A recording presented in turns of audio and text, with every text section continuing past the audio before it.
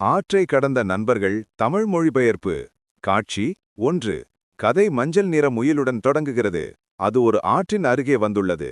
ஆற்று நீரை பயத்துடனும் வருத்தத்துடனும் பார்க்கிறது. அதன் பெரிய நீல கண்களிலிருந்து ஆற்றை கடக்க முடியாமல் அது உதவியற்ற நிலையில் இருப்பதை அறிய முடிகிறது. முயலுக்கு ஆற்றின் மறுகரைக்குச் செல்ல வேறு வழியில்லை. காட்சி 2. நல்ல வேளையாக முயலின் நண்பனான புன்னகை பூத்த ஆமை ஒன்று அங்கே இருக்கிறது. இரண்டு நண்பர்களும் ஆற்றங்கரையில் சந்தித்து மகிழ்ச்சியுடன் பேசுகிறார்கள். ஆற்றை கடப்பதில் தனக்குள்ள சிரமத்தை முயல் தன் நண்பனிடம் சொல்லியிருக்கலாம். ஆமை புன்னகையுடன் அதற்கு உதவ ஒப்புக்கொள்கிறது. காட்சி 3. இப்போது முயல் மற்றும் ஆமையின் திட்டம் செயல்படுத்தப்படுகிறது. முயலுக்கு உதவ தயாரான ஆமை தன் முதுகின் மேல் ஏறுமாறு அதை கேட்டுக்கொள்கிறது. முயல் ஆமையின் பாகமான முதுகி முயன் பாக உட்கார்ந்திருக்கிறது. ஆமை முயலை தன் முதுகில் சுமந்து கொண்டு நிதானமாகவும் மகிழ்ச்சியாகவும் ஆற்றை கடந்து நீந்திச் செல்கிறது.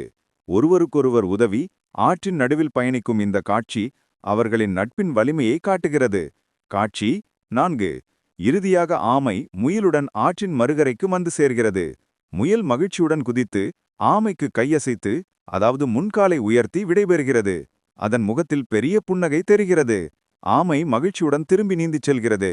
நண்பனின் உதவியால் முயல் பாதுகாப்பாகவும் வெற்றிகரமாகவும் ஆற்றை கடந்துள்ளது. இந்த கதை உண்மையான நண்பர்கள் எப்பொழுதும் கடினமான நேரங்களில் உதவுவார்கள் என்பதை காட்டுகிறது.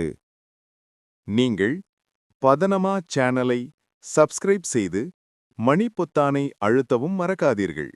அதேபோல் இந்த வீடியோவிலிருந்து உங்களுக்கு முக்கியமான ஒன்று புரிந்திருந்தால் அதை மற்ற ஒருவருக்கு பகிர மறக்க வேண்டாம்.